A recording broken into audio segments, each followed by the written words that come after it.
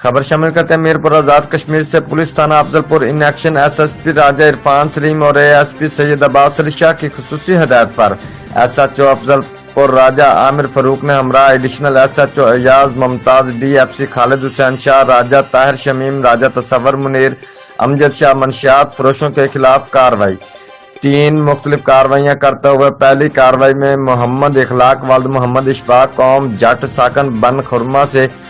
480 gram چرس گردہ، جبکہ دوسری کارروائی میں ندیم نواز والد گل نواز خان قوم پٹھان ساکن بن خرما سے 750 گرام چرس گردہ، جبکہ تیسری کارروائی میں دانش والد انصر قوم بازیگر ساکن بن خرما سے